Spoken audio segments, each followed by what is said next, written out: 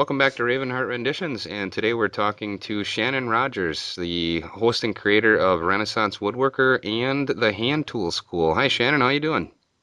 I'm doing well. How about yourself? Oh, pretty good. Um, I've been watching the latest about the joinery bench on the Hand Tool School. I think this is semester 3, if I remember right. Yep, and it is indeed. And somehow, um, I'm like 6 lessons into semester three, and I'm not exactly sure how that happened. It was it was supposed to be a couple of projects and very few lessons, and suddenly here I am. Actually, this I think it's the seventh lesson goes up this coming Monday. So yeah, believe it or not, we're almost a third of the way through the third semester now. It's kind of crazy. Oh, you're just flying through. Those of us in the Hand Tool School are not going to be complaining about more episodes. Don't worry about it. Don't get used to this one episode every single week, though. Jeez, it's killing me. There's a little bit of time that goes into putting in one of those. So actually, for somebody who might not know, why don't you tell us a little bit about the Renaissance Woodworker and the Hand Tool School? How'd you get started doing that stuff? Well, let's see. Um, well, let's take a step even further back there. I got started woodworking. I guess it's almost, gosh, it might be 11 years now. About 11 years ago, when I bought my first house. Like a lot of us, it was the honeydew list was really, really huge, and you get into this, and suddenly you're learning about the home ownership, the workshop side of things. I Hmm. built some built-in bookcases and put up some crown molding and typical DIY type stuff. And I tell you, I took to it like a duck to water. And I'm a product of that generation. There was no shop in school. I mean, I'm an Air Force brat, so we moved around all over the place, and there was never shop in school. So I had absolutely no exposure to it at all until I was in my mid 20s. And I was like, I think about that now, and I was like, man, what would have happened? Where would I be now if I had shop class when I was in high school? Because it was like coming home when I first started woodworking. So I was building things. I started like a lot of us. You kind of start really small. You build a little box or something, and I got really into my router. You remember that? I don't know if you remember that show on PBS, The Router Workshop. Yep. I don't even know if it's still on. My local PBS hates woodworking for some reason. They cancel every woodworking show. The worst part is they tease you for about 3 weeks and they air it and then they take it away. Like, you're killing me. Ours does about So the same thing. We get about half of a season and then they stop doing it. I don't understand how it's frustrating. that. Yeah, exactly. They cut rough cut off halfway through the first season. Every now and then they put up a woodwright shop. It's like something. It's almost like something canceled on the lineup. Oh, let's pull a woodwright shop out of the works, and they just air that, but then it goes away. So, needless to say, I started watching the show, The Router Workshop, and these guys were. It was the perfect timing because I was in that kind of little project, kind of crafty mode, where you build the little boxes and the clocks and things like that, and that's exactly what those guys do. So, I got my router set up and everything. My wife's grandfather, he was a carpenter. He built some just beautiful homes in kind of the old part of downtown Baltimore in the 40s and 50s. And when he passed away, he left me all of his tools, Oh, wow. and it was well, it was one of those things where he died of cancer, but he was lucid till the very last moment. And we were closing on our first house as a couple, and all he wanted to do was put the Orioles on television and talk about um, what I was going to do to the house, the home improvement stuff. I mean, this is a guy. This is what he did. Yep. So he was, and I joke now that he wanted to make sure I was taking care of his daughter or of his granddaughter. So, how are you gonna fix that hole in the wall? And he was just grilling me, and it obviously it made an impression because he left me everything. Bunch of routers, a bunch of saws, a couple of old hand planes, but not that many hand tools. A lot of typical hand contractor style power tools. Hmm. And I didn't even know what a router was at the time. So I started working in these things and started getting more and more involved in projects and making more and more stuff. And it suddenly occurred to me, man, I'm not taking pictures of anything. It's like you usually make gifts like the first probably 5 years when you start woodworking. So you make something, you're so proud of it, then you give it away, Hmm. and then you never see it again. I'd send stuff to my mom in Colorado for her birthday or for Christmas or whatever and never see it again. Yep. And I started thinking, man, I got to start taking some pictures of this stuff. So I started taking more pictures and kind of building up this repertoire. And right about the same time, I discovered a Italian schmo, some guy named Mark Spagnolo had a website, and he was like on episode 2. And I was like, check this out. There's a guy who, Mark, I think is 2 years younger than me. So, I mean, here's a guy who's my age. Um, it, look at him go. That's pretty cool. I should look into this whole blog thing. And what a cool way, who cares if anybody reads it? What a cool way to kind of document what I've built. Hmm. If nothing else, my mom will read it. So I started blogging in 2008. Summer of 2008, I launched the Renaissance Woodworker. And at that point in my woodworking, um, I I'd moved away from the craft projects and I moved into furniture. And I've always been kind of a history buff. So I started really researching just different furniture styles and I just loved everything. From 18th century stuff to green and green to Stickley to, Nakashima, everything was cool. I wanted to build everything. And it was like, I kept thinking if I launch this blog, I should have some sort of theme. I Hmm. should be the guy that does this style of furniture. I was like, I don't want to do that. I want to steam bend. I want to work with routers. I want to work with table saws. I want to work with hand planes. I want to do everything. And then I thought, what? I'm the woodworker that does all these styles. I'm a real Renaissance woodworker. There it was. There you go. So, and it's always been the tagline has been so many projects, so little time. Yep. I went with something for a while, welcome to woodworking ADD, because that's exactly how it is. It's one project after another, and you'll change styles completely, 180 degrees, and it's awesome. That we can do all this stuff. So that's kind of where that started, just as a way to kind of document projects. And right about the same time, I was actually changing careers, moving out of IT project management into internet marketing. And I worked for an internet marketing firm for a while. And frankly, I still state that I got that job because of my experience with the blog, because of my experience with social media. I ended up changing careers, thank goodness, and getting out of that old career and moving in internet marketing. And from there, the two have fed off one another. And the Renaissance Woodworker has grown well beyond anything I could ever imagine. And, it actually helped me. That in turn helped me land a job as the director of marketing for a lumber company. So it's all coming up roses. It's just couldn't be happier with how that's worked out. Cool. That's great. It's in. I remember seeing. Well, I was watching Mark, and I seen the first few of your episodes come out, and and then the one that sticks with me is the one where you kind of, it was about the hand tool Olympics, about woodworking in America, and it's you sitting in the chair, kind of taunting a few of them, and it was just hilarious.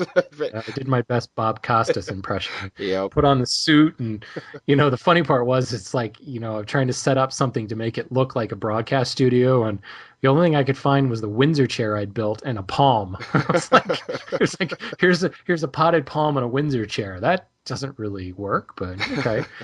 I should be clear to say though that I got into podcasting. I started blogging. I think I blogged for about a year before I got into podcasting, and I got into podcasting actually thanks to Matt Vanderlist. I did a guest post on his show. He was doing like I think the start of his summer hiatus, and he threw it out. Hey, if anybody wants to do a show, let me know. And I emailed him and said I'll do one. What the heck? And rest is history. You know, I actually about a couple minutes before we got on Skype here, I published episode 130, and that's actually not even accurate. I didn't number for a while there. I think I'm around 150, but officially I published episode 130. So it's been a lot of fun. Well, keep them coming, and it's fun to watch. And you between you and Mark and Matt, all of the three of you, it was one of them where same thing. Like I wanted to document some of what I was doing. I wanted to kind of show some of the people that were writing me back and forth, friends that are long distance, and just kind of show people otherwise what there is out there. And I try to take a little different spin on a few things and look at the I'm on the internet giving away books for crying out loud. You know, it's a little different that way. How ironic. Yeah, yeah, no, it's you guys kind of inspired me to say, hey, I'm gonna throw my hat in the ring, and I can. They have fun. I'm having fun too. I don't care. That's why when my tagline on mine is always my version of woodworking. I'm gonna do it my way.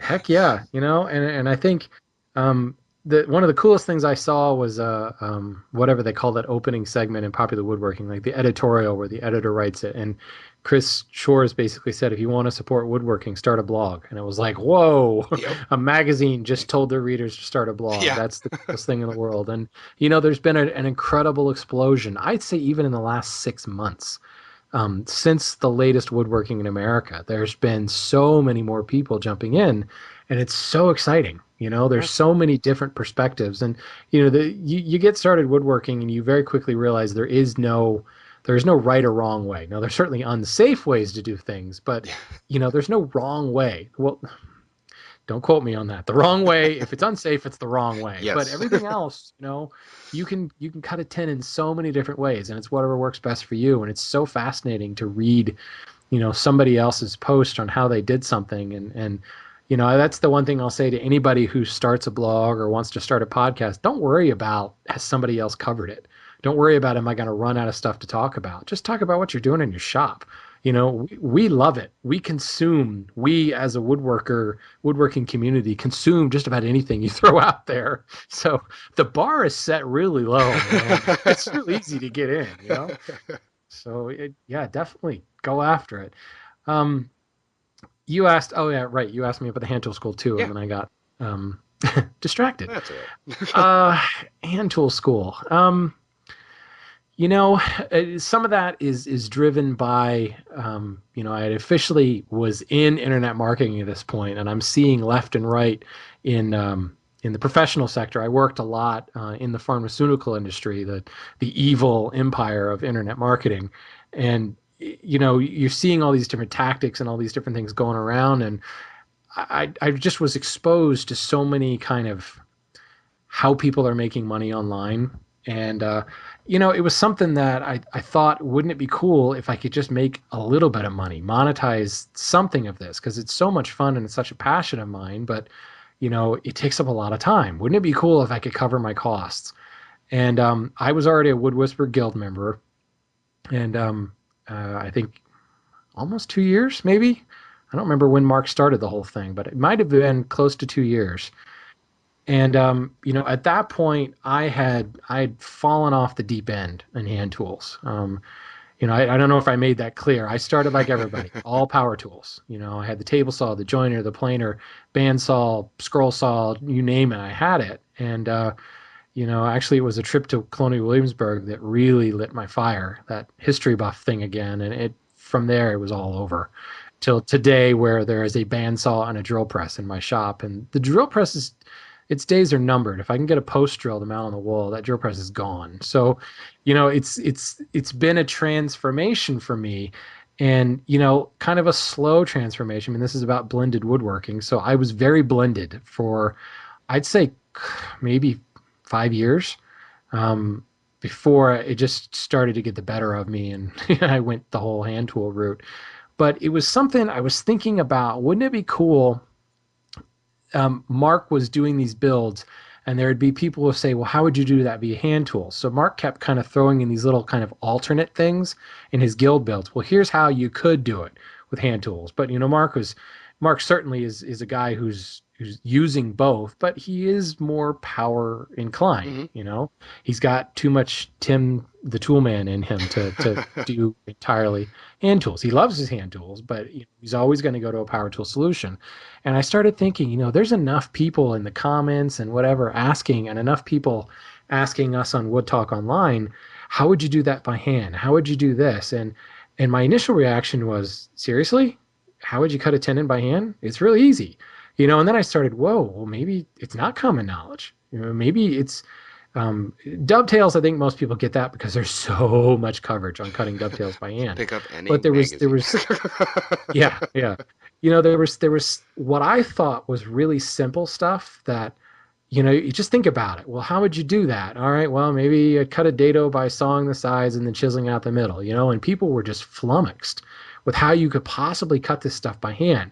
And you start thinking, well, somebody had to cut it by hand because the dado's been around a lot longer than, 1980. It's Yeah. been, I think it came out in 1950 sometime. So, it's people have been cutting this stuff by hand for a long time. And I had done a lot of research, and spent a lot of time hanging out in the Anthony Hay cabinet shop in Williamsburg too.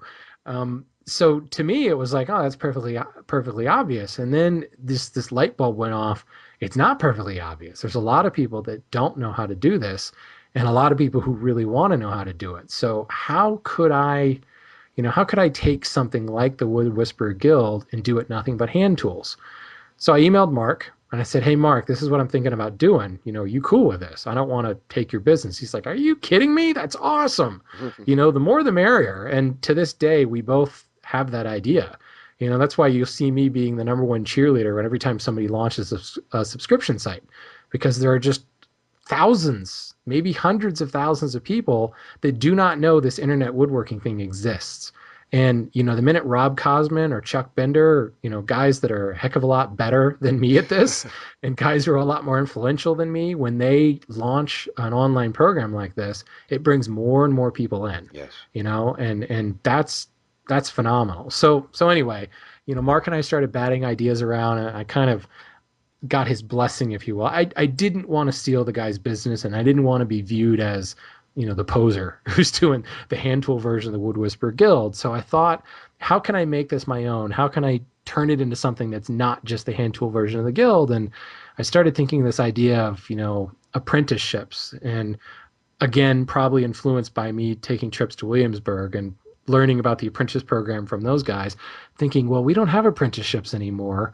I'm certainly not, I can't call myself a master, and it's kind of presumptuous of me to call it an apprenticeship, but why not? Here's where the marketing background comes in. Hmm. What a cool marketing spin.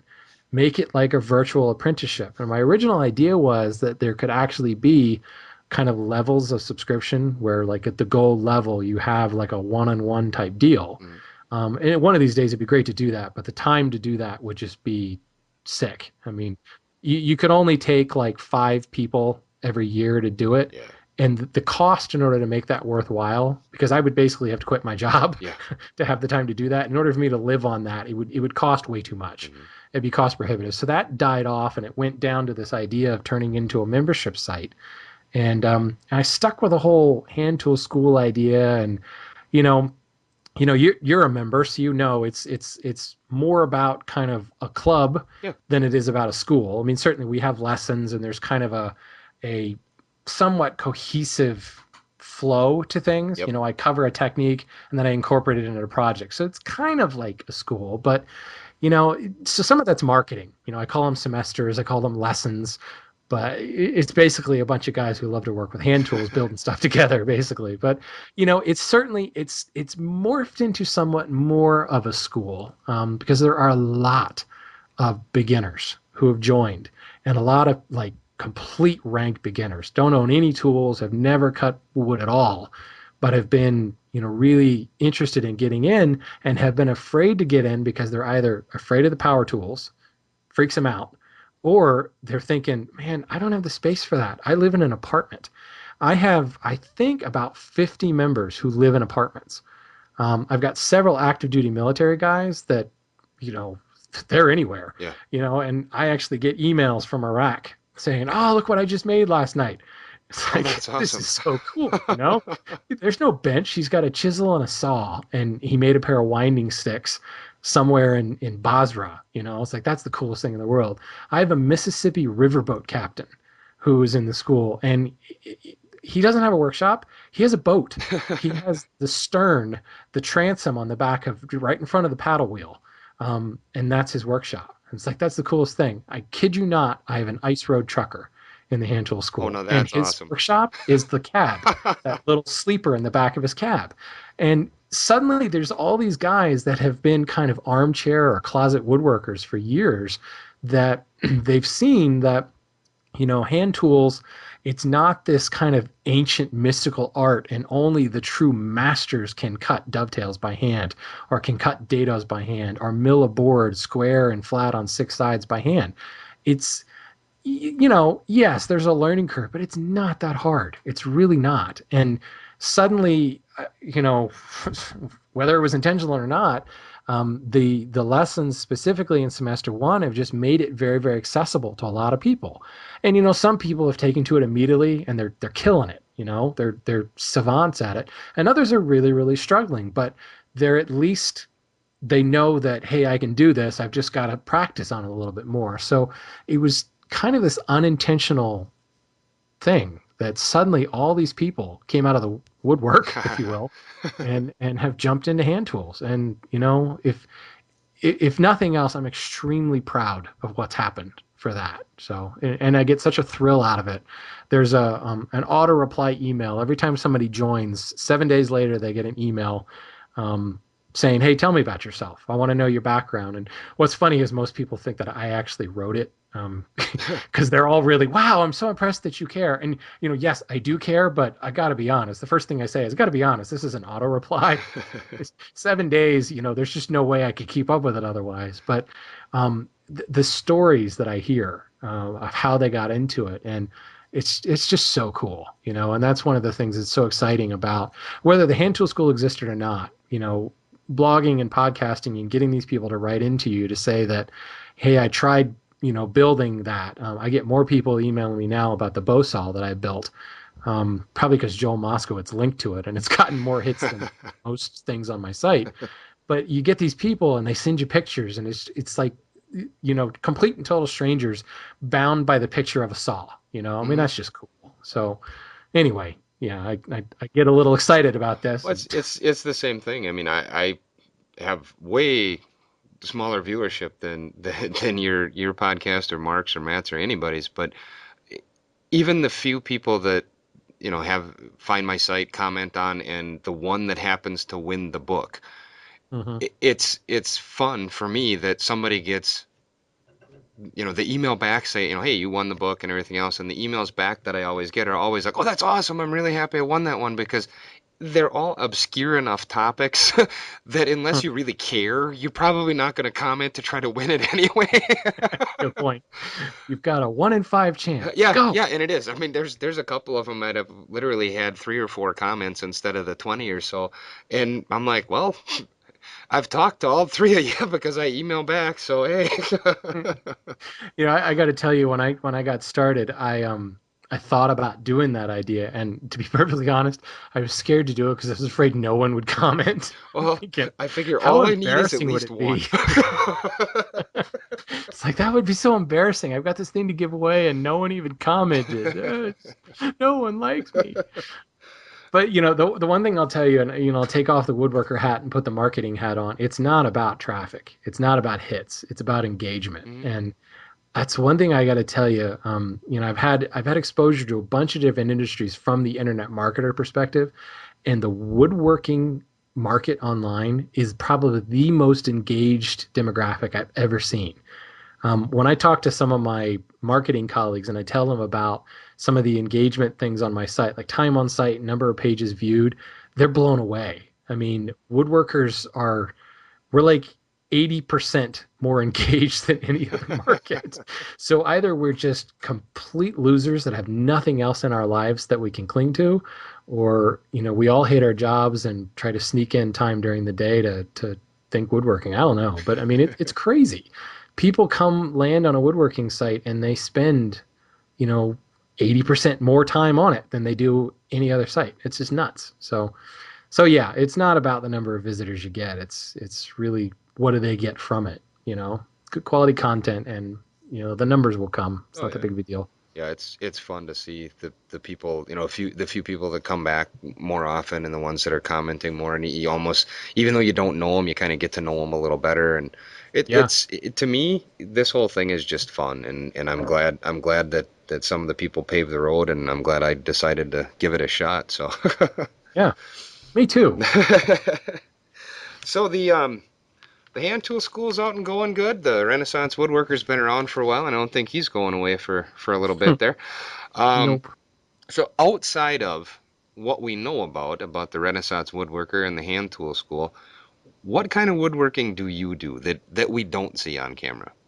That's a good point because there's actually there was a while there where I did nothing that didn't make it onto the podcast.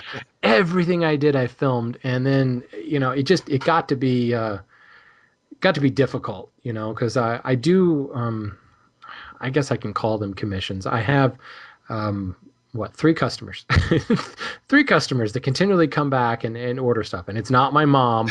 And although I do make stuff for her all the time, and I make stuff for my wife all the time, my mother-in-law, and family, but I do have three people that aren't family that have bought from me in the past, and um, they come back probably once a year and they commission something, and it's let's just say I don't really make any money off of it. It's an opportunity to build something. Mhm. They come and say they want a chest of drawers, and I'm like, hey, can I build this style of chest of drawers? Oh yeah, that'd be great. So it's an opportunity for somebody to basically cover the materials and cover a little bit of my time, Mhm. and that's one of those things where at first I felt a little weird about taking the person that was paying for this piece of furniture and using it as like a marketing thing and publishing it like mad. So I didn't do it once, and then it takes a long time to build a project and film it. Oh yeah. And it's not even so much setting up the camera and everything. It's making it make sense. Mhm. Because especially the way I work, I'm kind of scattered all over the place a lot of times, and there's stream of consciousness woodworking. So if I just filmed it like that, it would really be a disjointed presentation. One of these days I should do that. It would be like you know um, There's your woodworking ADD. yeah, it'll be like the Pulp Fiction version of woodworking project.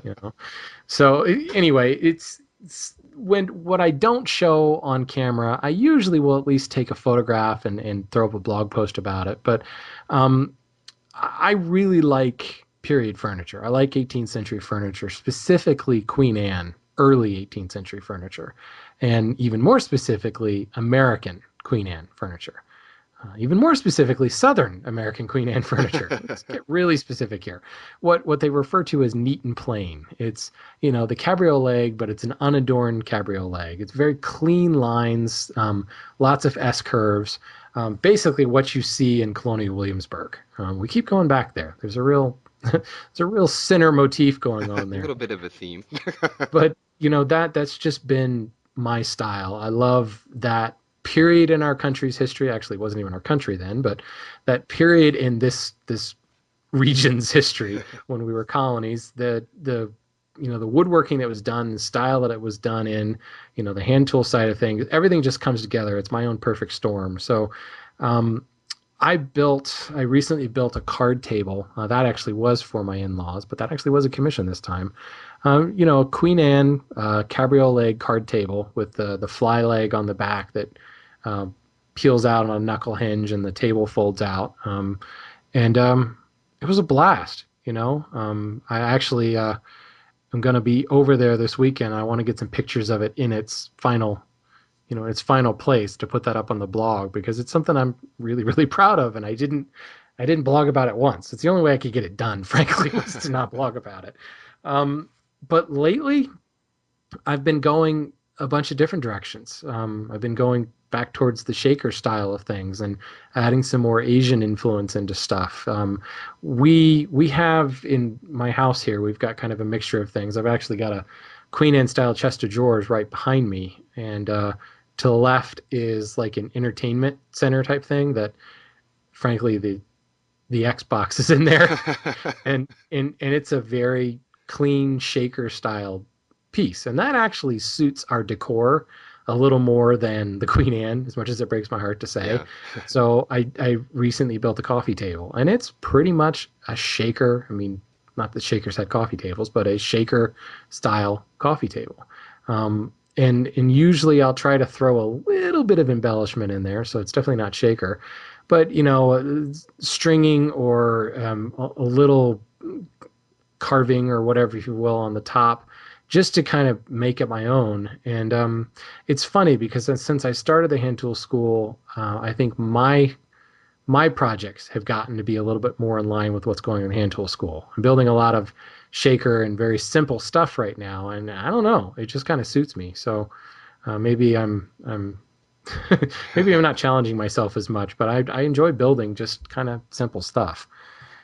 Well, the filming part I can understand. There's a few things that I have built since I've started the podcast that I set the camera up and started to film it real, just Yeah. really doing great. But when I'm in the shop, it's my release from the rest of the world. It's usually somewhat loud when the power tools are going, or so I'm just lost in what I'm doing. I've set the camera up, let it film where I was for all night one time. Came back and went, I never moved the camera. Yeah. The worst is when you hit record and you actually didn't. You hit stop record, Oh, and then you think you had it. and you end up recording all the stuff in between the shots that you meant to record. Yeah, done that a few times. Haven't done that one yet, but I'm sure it's coming.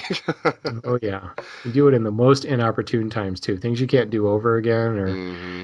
or you get an opportunity to speak with Mac Headley, the master at the Colony Williamsburg shop, and you have a great conversation with him, and you didn't record it. Oh no. But instead, you recorded 15 minutes of heart pine floorboards following that conversation with him. So I hear. I've never actually done that, but yeah.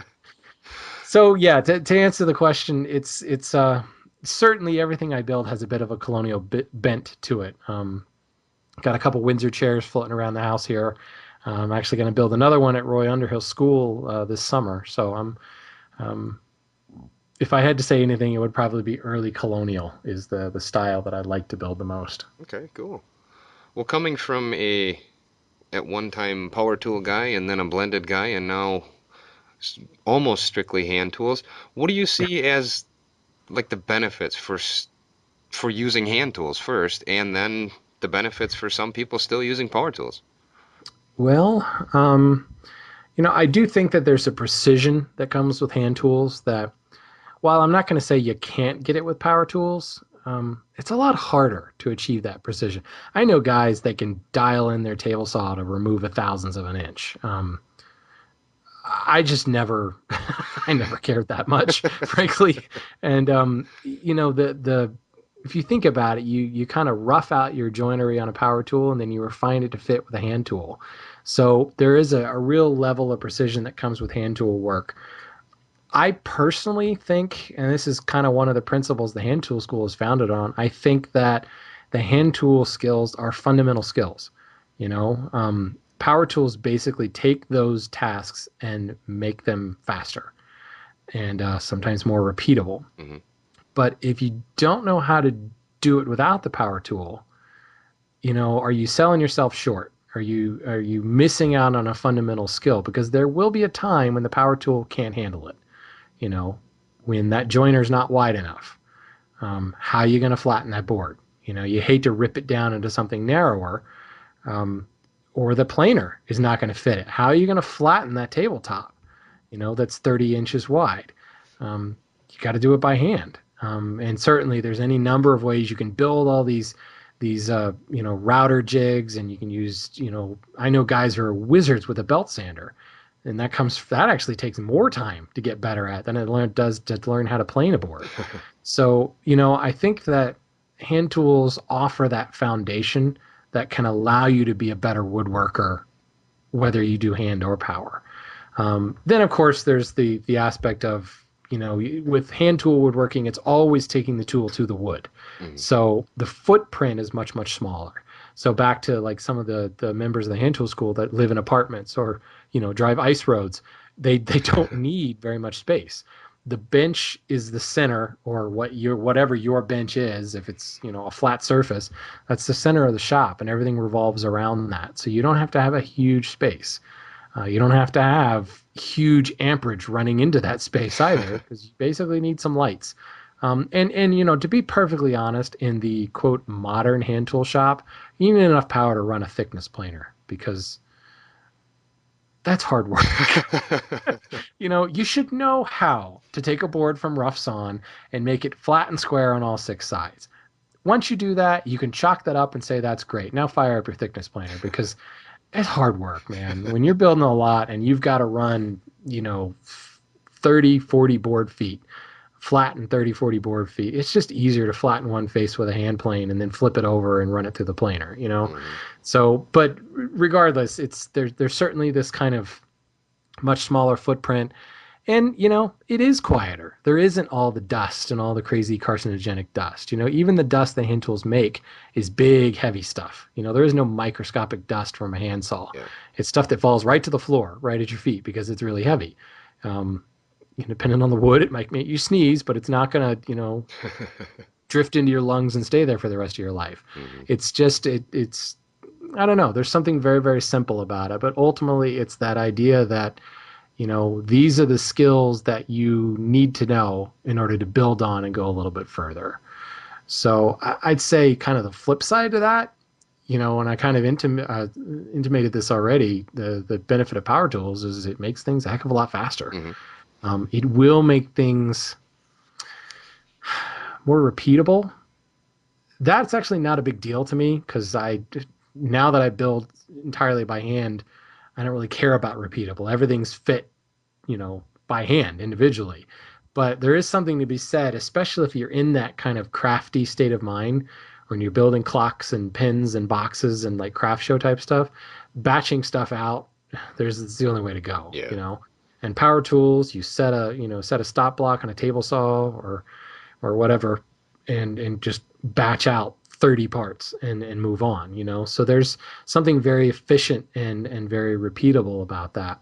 There is also the aspect that you got to get stuff done. You got to finish some projects. And to the new woodworker that has that honey-do list a mile long, you got to start making some stuff or you're going to be told that you're not allowed to go in the shop anymore unless you make that. Yep. There is that element of completion, that satisfaction that comes from the glamour shots you get to take when that photo is done or when that project is done. Hand tools, it's going to take you longer to get there. Now, I'll be the first person to tell you that there are a lot of things that are faster and done by hand. Hmm. There's a lot of things that are faster once you get good at it done by hand. But, you know, if we were to start at the same time and build the project, the power tool guy's going to finish before I am. I mean, let's forget the fact that I'm an incredibly slow woodworker to begin with, but even then, power tools are going to get you there much faster. They're going to get you results in, I think, a much lower learning curve. So it can be a lot more approachable to the guy that, wants to build that coffee table and a lot less frustration. And the worst thing we can do is frustrate people so they quit and they don't, screw this woodworking thing. That's not good. Yeah, no, we don't want any of that. I think, especially because I started so young, being forced into using the hand tools, and then went away from them and came back. I liken it to my daughter wanting to use the calculator for math. You need to know how to do 1 plus 1 and two Right. minus, 4 and know what's negative and how to do your multiplication tables before you're going to be allowed to use that calculator. Yeah. That's a really good metaphor. I hadn't thought about that because, my wife is a teacher and she talks about how just terrible math skills and spelling skills and grammar skills are. And you have to agree when she brings home some of these papers and you're like, my God, where did this child learn to spell? Well, that's just it. They don't teach them that anymore. So yeah, there's something to be said about that. If you need a calculator to do simple addition, you're going to have a hard time later in Yep. life. So, that's probably a little bit more profound, a little bit more necessary than it is learning how to hand plane a board. But, you know, um, True, but it's a skill. it's a good metaphor. I like that. It's funny though, because I sit here and when I think about the benefits of using power tools, I gotta be honest, I'm hard pressed to come up with some real good reasons. And I am so not an anti-power tool guy. It's just one of those things where since I started the hand tool school, I have been using nothing but hand tools. I sold everything first of all, Actually, and and my dad has your router, and he says thank you, by the way.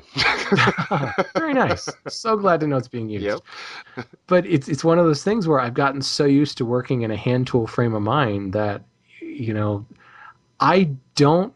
I'm being perfectly honest. I don't find myself going, man, I wish I could flip a switch and do this. Hmm. Again, Leave the thickness planer out of that. That's my Achilles heel. Hey, even Jim Tolpin says you should have a thickness planer, so it's all right. But ripping a board by hand, occasionally, if I've got a lot to do, I'll turn on the bandsaw. But honestly, the bandsaw gets used for resawing more than anything else at this point. Yeah. So I don't know. It's weird. Your mindset changes a little bit, and I suppose if I really thought about it, I could think of some more benefits to power tools. But it's just not my frame of mind anymore. Well, and my mind frame has changed from when I started this stuff too. I mean, I have all the power tools and they're staying in the shop. I'm not getting rid of mine. I love firing up my router when I feel like doing certain things. Like, I'm making these little trays, and I know that these trays I could hollow out the center of that with the tools I have, and not fire up any power tools. I simply don't want to. I'm gonna hollow them out with that router, and I'm gonna get that perfect finish and all the bumps out and everything just done by hand, and it's gonna be done a little quicker. As far as if it can be done one way or the other, there's stuff that I do by hand too that I know I could probably do faster if I fired up my table saw or if I ran it through the bandsaw. That it's just fun for me. I don't want to, I want to feel that wood react, and I want to see the sawdust coming off the saw. There's other times where I love my hand saws.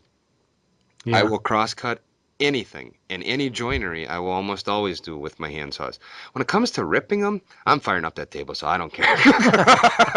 Yeah, it does take a bit of a masochist to enjoy ripping by hand. Same type of person who enjoys resawing by hand. But it's something that you're absolutely right. There are times when let's just get this done, and I think that's what's interesting is my I've become really zen in the last couple of years.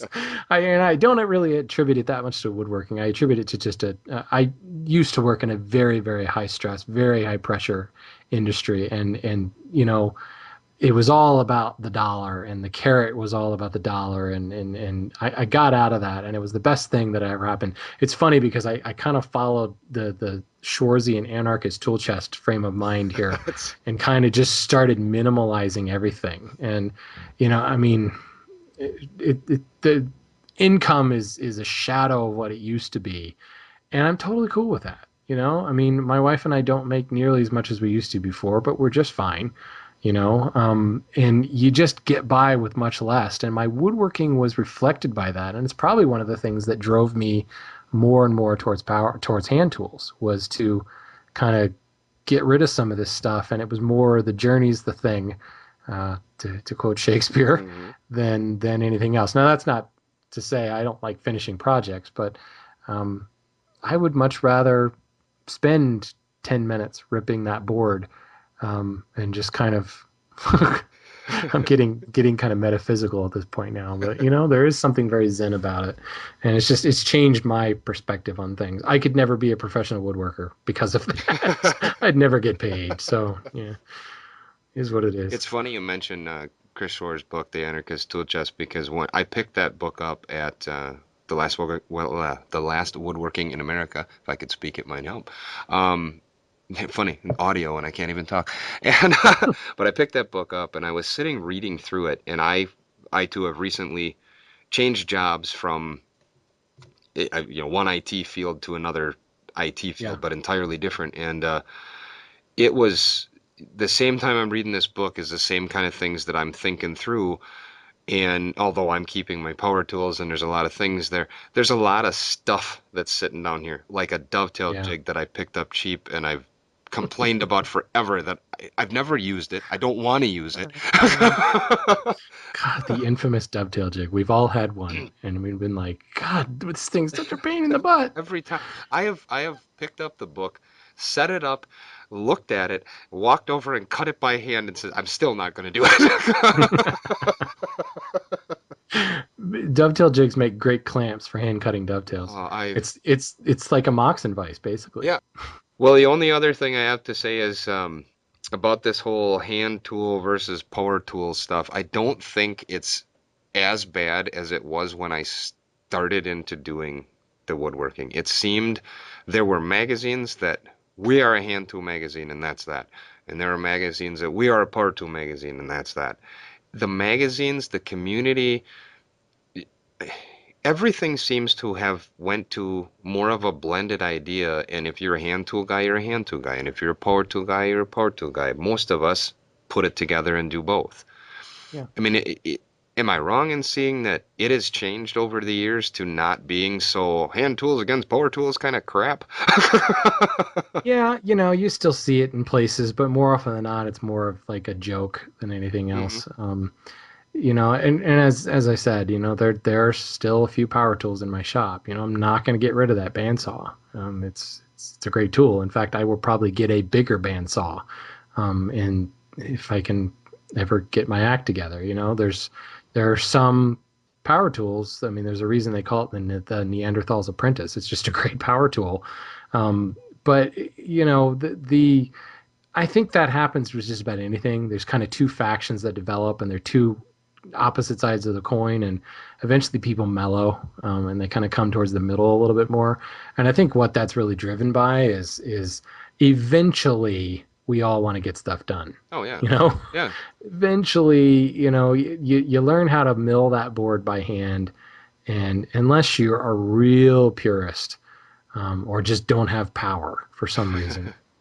I don't know. Maybe it's against your religion. I don't Yep. know, but yeah, eventually you're gonna buy that thickness planer, Hmm. or you're at least gonna have the mill, when you buy your lumber, mill it for you, just because it's hard work. It takes a long time. Hmm. It's not so much flattening the first face; it's that second parallel face that really is a kicker. Yep. And after you've walked that extreme road for a while, you start to slip almost. I'll just run it through the planer this one time. All right, well, I'm just going to go ahead and run this through the bandsaw now. And then you're like, this is stupid. Why am I sticking to this? It must be done all by hand. Or I don't think there's really anybody out there saying it must be done by power. It's really the hand tool guys that are the ones that cause all this. You know, it's our elitist attitude that it must all be done by hand, because you're just not going to see a power tool guy doing that. The archetype Tim the Toolman Taylor power tool guy doesn't care what those hand tool freaks say. He's not trying to push his version of religion on anybody, because he can't hear anybody because he's got his tools turned up so high. But it is funny. I do think the hand tool guys are the upstarts causing the factions, but even the hand tool guys, at first it starts behind closed doors when nobody's watching. They flip on that bandsaw, and then they get caught with the bandsaw running in the background of a video, or the people start asking questions like, well, why is that bandsaw in the background there? Do you still use that tool? And actually, I am speaking from personal experience here, but I know a lot of guys, in the Society of American Period Furniture Makers, that true, you can call them masters. I mean, the stuff they make is outstanding, and they can do it all entirely by hand. And they used to do it all entirely by hand, and then they got older, and they're like, I am not scrub planing that board. And then their eyesight started to go a little bit, and it was more difficult to do those things, so they relied more on kind of the repeatability of the power tools. And it's folly to just try to stick entirely to one or the other. And if you do find that guy that is all hand tools, they're probably kind of the same attitude that I've started to adopt, that it's just about the enjoyment of working the wood. It's not so much about the project you're building. It's I enjoy the sound of a handsaw. I enjoy just that act of hand sawing. There's something very, very cool about it for me. That's what they do. Guys like Stephen Shepard of the Full Chisel blog. I mean, he's dedicated his life to this, Yeah. and that's all he knows. And that's really, I mean, he is a period interpreter through and through, clothing, speech, everything. Yeah. And that's what he loves, Yep. and that's what he's going to continue to do. But, even the guys in Williamsburg, they have power tools at home. They'll tell you that too. And you ask them, oh, yeah, I got a thickness planer at home. I got a table saw. Heck yeah. I mean, Mac Headley was a professional cabinet maker for years before he went to Williamsburg. You gotta make a living. So, Yeah. so no, it's better to blend, and find the stuff that you really enjoy doing.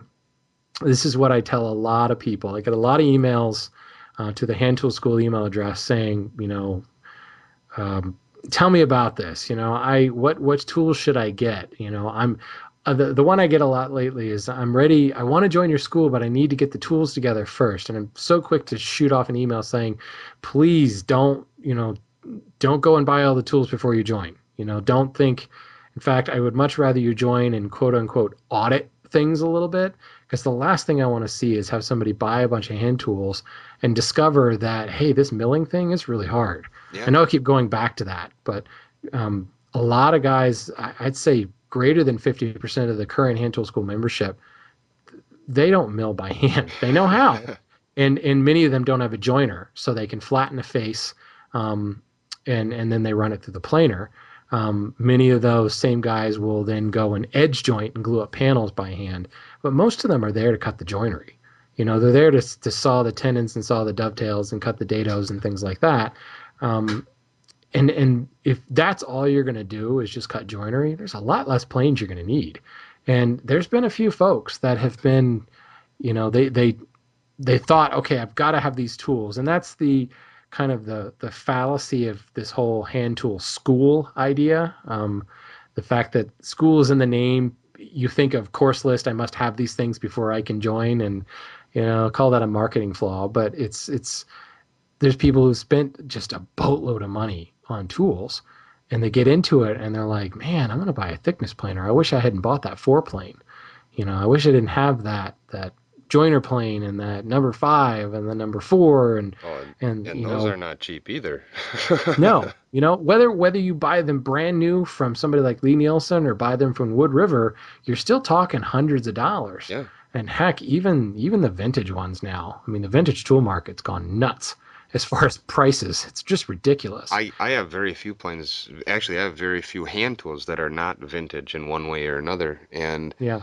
the ones that I've actually purchased instead of having handed down to me, I mean, considerably cheaper than going out and buying the premium stuff. And it's still, once you get done with the rest of the system to maintain those tools, Yeah. you're looking at a big chunk of change. I always forget to mention that when I answer these questions, and I always kick myself later. It's like, oh yeah, cost of sharpening stones, cost of whatever, all the stuff Yeah. that goes with it. Yep. It's not just buying golf clubs, it's buying shoes and buying balls and buying tees and buying those funny floppy hats and baggy pants. And course time. Yeah. Yeah, I do turn my own flies, so I don't spend any money on those, but I had to buy a lot of stuff in order to be able to turn my own flies. So Exactly. people are like, oh, think how much money you save by turning flies. No. No, you'll have to turn flies for a lot of years to make that money back. I did just say turn flies, didn't I? Wow, I'm mixing my hobbies. Wood turning and, I don't know. Maybe if I took a hook and hooked it up to my lathe, I could turn flies faster. Oh, Videotape that one. yeah, that's gonna be a barbed hook at 3,600 RPM. No, Go. yeah, it'll be interesting. Wear a face shield. Yeah, right. Kevlar gloves. Well, hey, Shannon, I want to say thanks for your time and thanks for your input and everything. Hey, And my pleasure. hopefully we get a chance to talk again sometime. Absolutely. I'd love to. All right, thanks a lot. Hey, you have a good night.